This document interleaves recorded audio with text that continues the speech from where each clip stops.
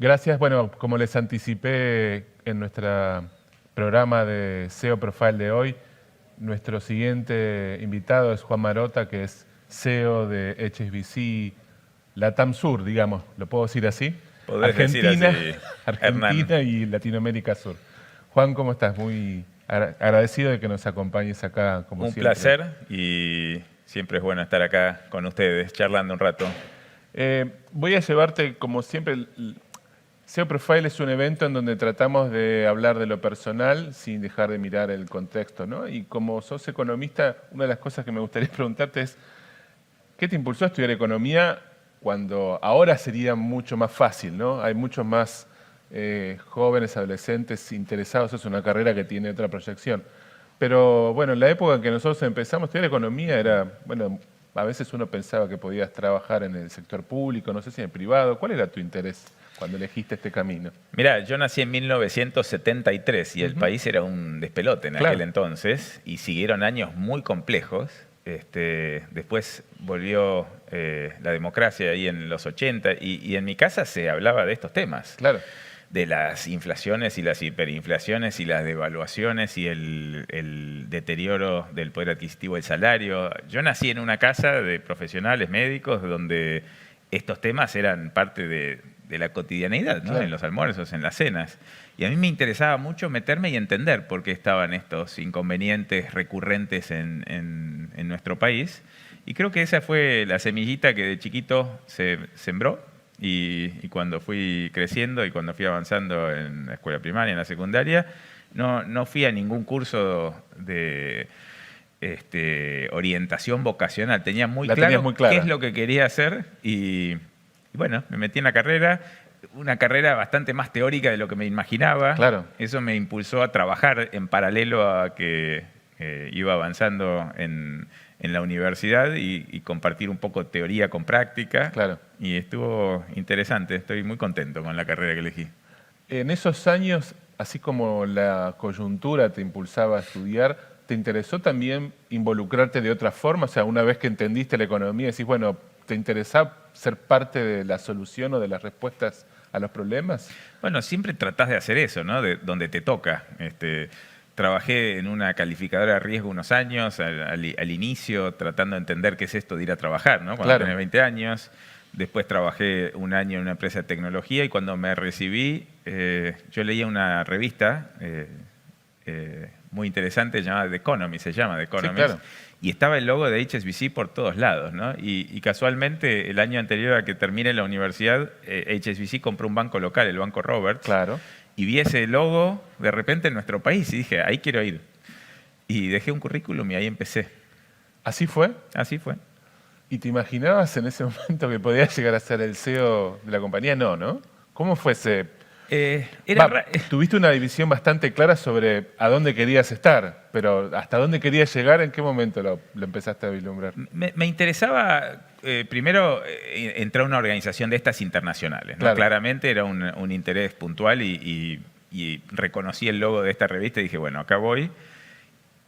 Y empecé a trabajar en un banco que llegaba al país, que trataba de entender Argentina, que tenía bancos, tenía empresas de seguros, tenía Máxima, FJP, era un conglomerado de empresas muy importante. Muy importante, sí, en ese momento sí. Y yo tenía mucho interés en aprender de todo. Todo lo que me ponían enfrente yo absorbía y trabajaba como un energúmeno 1000 horas por día, esto no cambió, y una esponja, ¿no? Tratando de absorber conocimiento y eso me llevó a pasar de un área a otra, de un área a otra, de un área a otra, continuo. Y sí tenía ganas no de crecer en sí mismo por crecer en la organización, sino de aprender. Y una cosa llevó a la otra. ¿Haber trabajado en una calificadora de riesgo te hizo sentir más cercano, por ejemplo, en la industria financiera? O sea, ¿te hubieras ido a otro tipo de compañía o fue algo que viste natural, por ejemplo? Me interesaba la industria financiera, me interesaban los bancos internacionales, y sí creo que tiene mucho que ver mis experiencias previas, ¿no? Donde fui aprendiendo qué eran este tema del sector financiero en general. Claro. ¿Cómo fue tu carrera dentro del banco? Empecé a trabajar en lo que en aquel entonces era la banca de consumo, la banca de individuos. El Banco Roberts, que había adquirido HSBC, era un banco más pyme. Claro. Y nos focalizamos en desarrollar ese negocio de banca individual. Después fui migrando a otras áreas, más a la distribución, sucursales, más la fábrica del banco. Claro. Y la fábrica comercial, las ventas, fuerzas de ventas. Eso se expandió a seguros. Después compramos otro banco en el año 2006, creo que fue, la Banca Nacional del Laboro. Claro. Y después empecé a buscar expandir mi conocimiento por fuera de Argentina. Eso te iba a trabajar. ¿Trabajaste también fuera de Argentina varios años? Sí, siempre tuve mucho contacto con el banco en el exterior por proyectos puntuales, viviendo algunos meses por acá y por allá, pero me mudé por primera vez con mi familia ya por un periodo más largo de tiempo a México en el año 2009. Tareas importantes de riesgos, después también en la banca de individuos y wealth management, manejando la red de sucursales de México, tenemos 1000 y pico de sucursales, un banco muy grande. Después volví a Argentina, claro, por ¿En unos qué año años. volviste? Volví en el año, creo que fue 2012, por ahí. Tuve un par de años y después volví a salir, también en México, ya para llevar adelante la banca comercial para la región, Claro. desde México. Puesto que todavía mantengo, cuando volví a Argentina a finales del 2019 para hacerme cargo del banco en la Argentina, mantuve esa posición que me permite estar muy bien conectado con los clientes de la región locales y de los clientes internacionales que invierten en la región. Siempre pregunto cuando uno le toca ocupar una posición de liderazgo, ¿crees que el liderazgo se aprende o lo llevas adentro? ¿Cómo te sentís desde el momento en que empezaste a tomar una posición de relevancia, como decías, ya en Argentina a cargo del banco? Primero tenés que tener ganas. Bien. Porque No insume es para cualquiera, mucha energía, mucho tiempo y te tiene que gustar, como todo en la vida. Si haces lo que te gusta, seguramente vas a tener más condiciones para hacerlo de forma adecuada. Y en este contexto creo que de todo se aprende. Y ves colegas dentro de la organización, fuera de la organización, que tienen formas de actuar que te gustan y las vas sumando, y ves otros que tienen formas que no te gustan. Y yo lo marco mucho eso en mi interior. Y digo, todo esto no lo quiero hacer nunca. Bien. ¿Vos sentís que hay características personales tuyas, además de las ganas, que te ayudaron a un poco a moldear esta función? ¿O algunas tuviste que aprenderlas un poco más como para reforzarlas? Mira, hay cuestiones generales y cuestiones más específicas. De lo general te diría mucha energía y tiempo dedicado a estar con gente. Gente a veces son clientes, gente a veces son empleados, gente a veces son reguladores, colegas de otras instituciones. Y el tema de haber estudiado economía, que es una materia muy teórica que te ayuda a encontrarle soluciones a problemas planteados, ¿no? Cosa que es parte de mi vocación. Y viviendo en Argentina, trabajando en un banco, es importante. Sí, claro.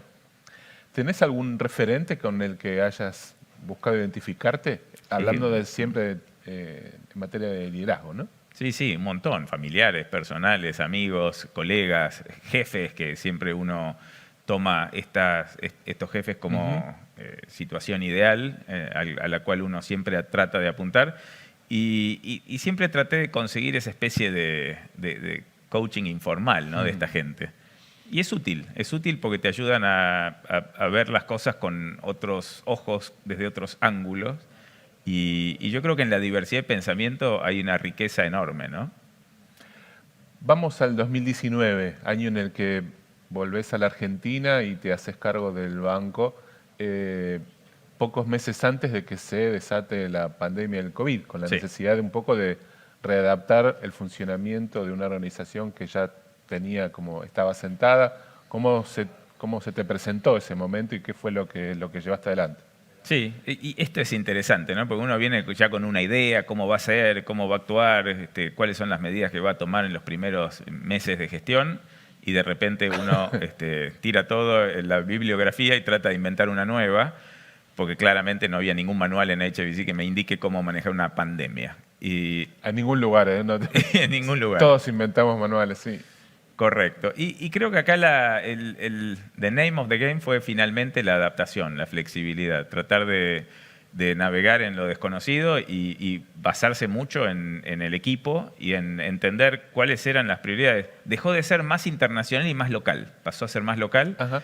Y con el equipo local digamos, tratando de llevar adelante la situación puntual de Argentina. Recordá que en aquel entonces cada país tenía una situación distinta, Claro. cada gobierno decidió un camino diferente. Entonces, lo local empezó a pesar más en lo que respecta a la administración puntual de la crisis de la pandemia. Y pocos meses después se expandió mi rol a los otros países de Sudamérica. Interesante, ¿no? Pasás a manejar equipos que nunca conociste o por ahí que nunca pudiste interactuar face to face, desarrollando otro tipo de skills para interconectarte. Y somos todos muy creativos en Argentina y creo que las empresas localmente han encontrado esa beta y que hoy todos exploramos el mundo híbrido, ¿no? Tratando de tomar lo mejor de los dos mundos. ¿Es difícil para un banco transformarse en una organización flexible? Pensando que es una entidad que tiene que cumplir, digamos, ¿no?, una de las actividades más reguladas, creo, del mundo corporativo. Quizás la respuesta sea más adecuada institución por institución, cada uno con su cultura, con sus sistemas, con sus formas. En nuestro caso no fue muy difícil. Nosotros veníamos con una estrategia incipiente de trabajo flexible, claro, algunas veces por semana, algunos equipos. De ahí pasamos a un banco digital 100%. Inclusive durante una semana, si te acordás, en marzo del 2020, sin sucursales. Claro. Estaban cerradas. Entonces, la tecnología fue muy importante. Ser un banco internacional y tener tecnología global nos ayudó muchísimo. Claro. Y hay que escuchar mucho a la gente. La gente, de vuelta, empleados, clientes, proveedores, y tratar de adaptarse y tratar de liderar ese cambio y acompañar a nuestros clientes que están sufriendo estas transformaciones también. Al ser una empresa de servicios financieros, es clave esta última parte, ¿no? Entender cuáles son las tendencias de mercado y estar tratando de adelantarse y ayudar a los clientes a que pasen lo mejor posible este proceso tan importante de transformación que estamos viviendo. Juan, ¿cómo ves a la Argentina hoy, digamos, en términos de desafío para...? Mira, Argentina hoy claramente está con desafíos múltiples, con frentes abiertos en distintas situaciones y hay una crisis de confianza muy marcada, que va mucho más allá de lo económico. De hecho, cuando uno se focaliza en lo económico y trata de sacar de la ecuación algunas variables, con superávit comercial ya hace más de 2 años, con exportaciones yendo en el camino correcto. Hoy Argentina produce lo que el mundo demanda. Hay ciertos aspectos estructurales que están bien planteados. Déficit fiscal que viene cayendo, frente externo solucionado, tanto por la deuda que fue renegociada hace un par de años atrás, como más recientemente con nuestro principal acreedor, el Fondo Monetario Internacional. O sea, esos frentes que en el pasado, en muchas décadas, han generado las crisis financieras que generaban crisis políticas, hoy están al margen. Es así. Entonces, te diría que es más problemas autoinfligidos internos. Por supuesto, el contexto internacional no ayudaría en este caso en lo financiero, sí quizás en los precios elevados de los commodities, pero es una crisis de confianza y esto se resuelve dentro de Argentina, dando señales contundentes, claras, y después actuando en coordinación con esas señales previas. Hasta que eso no ocurra, va a ser muy difícil salir de este proceso de estancamiento en el cual hoy nos encontramos. ¿Tenés expectativas de que eso pueda pasar en un corto plazo? ¿O? Siempre puede pasar, porque es mucho más fácil arreglar un problema de expectativa que arreglar un problema estructural. Entonces, si hay una coordinación política de las distintas fuerzas, donde se hace un acuerdo de un grupo de políticas de Estado que van a ser sostenidas durante el tiempo, más allá de quién gobierne, durante 4 años, de forma con la alternancia que por suerte nos da la democracia, eso solo ya es muchísimo. Y eso es lo que no ha tenido Argentina en las últimas décadas, ¿no? Cada gobierno con su receta, que son recetas muy distintas a la de los gobiernos anteriores, y esto genera este zigzag que te impide aumentar tu producto, que te impide aumentar empleo en el sector privado, que te impide llevar adelante una economía, inclusive como lo hemos visto en los países de la región, países limítrofes. A eso te quería llevar, porque como tu responsabilidad también involucra países vecinos, ¿cómo ves esto que nos falta a nosotros, este déficit, en países, no sé, como Uruguay, Chile, Uruguay, Chile, Brasil, inclusive México, de donde vengo, son economías que han encontrado ese eslabón, ¿no? de mantener determinadas políticas de Estado que se van transfiriendo de gobierno en gobierno. Y creo que eso es muy útil. Hay países donde el presidente del Banco Central, el directorio del Banco Central, no cambia con el gobierno. Y son países que cuidan mucho más su economía, su moneda local. Sí, hay casos como Perú que tienen décadas. Y el caso de México también, ¿no? Que quizás sea hoy de las monedas más estables de los países emergentes, clavado alrededor de los 20 pesos por dólar hace ya un tiempo, más allá de pequeñas volatilidades para arriba y para abajo. Y creo que esas medidas, cuando las mirás ya de mediano plazo, independientemente de la política puntual del gobierno de turno, son las que generan ese derrotero, esa trayectoria que te permiten, desde el sector privado, encarar proyectos de inversión también de mediano plazo. Claro. Si no es una sucesión de cortos plazos, esa es mi definición muchas veces de Argentina. Juan, una última pregunta. ¿Cuál es tu cable a tierra? Como le pregunté a Néstor.